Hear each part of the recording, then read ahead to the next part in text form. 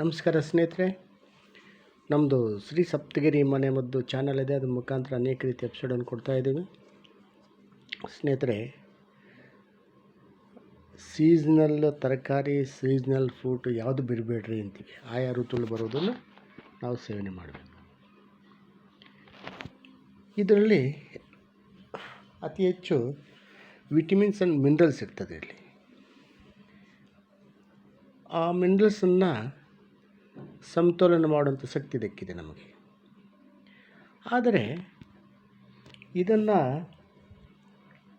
ಪಲ್ಯ ಮತ್ತು ಸಣ್ಣ ಸಣ್ಣ ಸ್ಲ್ಯಾಪ್ ಮಾಡಿ ಬಜ್ಜಿ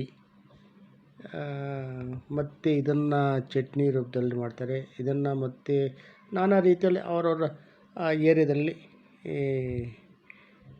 ಯಾವ ತ್ಯಾಜ್ಯಗಳು ಮಾಡ್ಕೋಬೇಕು ಆ ಥರ ಮಾಡ್ಕೊಂಡು ಸೇವನೆ ಮಾಡ್ತಾರೆ. ಆದರೆ ಇದನ್ನು ಹಂಗೇನೆ ಹಸಿದನ್ನೇ ಸೇವನೆ ಮಾಡೋದ್ರಿಂದ ನಾನಾ ರೀತಿಯ ನಮಗೆ ಲಾಭಗಳಿದೆ. ನಮ್ಮಲ್ಲಿ ಈ ಗ್ರೀನ್ ಬ್ಯಾಕ್ಟೀರಿಯಾ ಅಂತ ಹೊಂದಿದವಲ್ಲ, ಆ ಗ್ರೀನ್ ಬ್ಯಾಕ್ಟೀರಿಯಾವನ್ನು ವೃದ್ಧಿಪಡಿಸಿ ಅದನ್ನು ಹೆಲ್ತ್ ಆಗಿಡುವ ಶಕ್ತಿ ಇದಕ್ಕಿದೆ. ಇದು ರಿಚ್ ಗಾರ್ಡ್ ಅಂತಾರೆ, ಹೀರೆಕಾಯಿ ಅಂತಾರೆ, ಬೀರ್ಕಾಯಿ ಅಂತಾರೆ, ಯಾವ ಒಂದು ಪ್ರಾಂತ್ಯಗಳಲ್ಲಿ ಏನೇನು ಕರೀತಾರೆ ಅದನ್ನು. ಈ ಹೀರೆಕಾಯನ್ನು ದಿನಕ್ಕೊಂದಿಷ್ಟು ಇಷ್ಟುದ್ದನ್ನು ಕಟ್ ಮಾಡಿ, ಅದು ಸಣ್ಣ ಸಣ್ಣ ಕಟ್ ಮಾಡಿ ಅಂತ ಚೆನ್ನಾಗಿ ಕ್ಲೀನ್ ಮಾಡಬೇಕು. ತೊಳೆದುಬಿಟ್ಟು ಸಣ್ಣ ಸಣ್ಣ ಕಟ್ ಮಾಡಿ ಮಿಕ್ಸಿಗೆ ಹಾಕಿ ಒಂದು ಗ್ಲಾಸ್ ನೀರು ಹಾಕಿ ಮಿಕ್ಸಿಗೆ ಹಾಕಿ ಅದನ್ನು ಶೋಧಿಸ್ಕೊಂಡು ಕುಡಿಯೋದ್ರಿಂದ ನಮಗೆ ಅನೇಕ ರೀತಿಯ ಲಾಭಗಳಿದೆ ಸ್ನೇಹಿತರೆ. ನಮ್ಮ ದೇಹಕ್ಕೆ ಏನೇನು ಬೇಕೆಲ್ಲ ನಮಗೆ ಕೊಟ್ಟು ಮತ್ತು ಆ ಗ್ರೀನ್ ಬ್ಯಾಕ್ಟೀರಿಯಾ ಅಂತ ಏನಿದೆಯೋ ಅದನ್ನು ವೃದ್ಧಿಪಡಿಸೋ ಶಕ್ತಿ ಈ ಹೀರೆಕಾಯಿಗಿದೆ.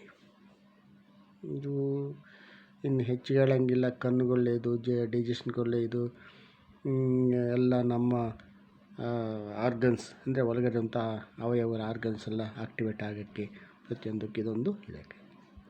ಇದರಲ್ಲಿ ಏನಪ್ಪ ಅಂದರೆ ಸಾವಯವ ಕೃಷಿಯಲ್ಲಿ ಬೆಳೆದಿರಬೇಕು. ಈ ರಾಸಾಯನಿಕ ಹಾಕಿ ಬೆಳೆದಿರ್ತಕ್ಕಂಥದ್ದು ಅಷ್ಟೇನು ಇದಿರಲ್ಲ ಸ್ವಲ್ಪ. ಆದ್ದರಿಂದ ರಾಸಾಯನಿಕ, ಅದರಲ್ಲೂ ನಾಟಿ ಭಾರಿ ಒಳ್ಳೆಯದು.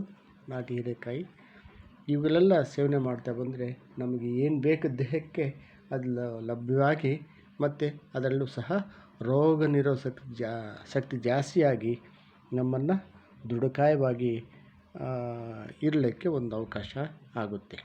ಸ್ನೇಹಿತರೆ, ಇದನ್ನು ನೋಡಿ ಲೈಕ್ ಮಾಡಿ, ಶೇರ್ ಮಾಡಿ, ಸಬ್ಸ್ಕ್ರೈಬ್ ಮಾಡಿ, ಎಲ್ರಿಗೂ ಮುಟ್ಟಲಿ, ಪ್ರತಿಯೊಬ್ಬರು ನೋಡಿ. ನಮಸ್ಕಾರ ಸ್ನೇಹಿತರೆ.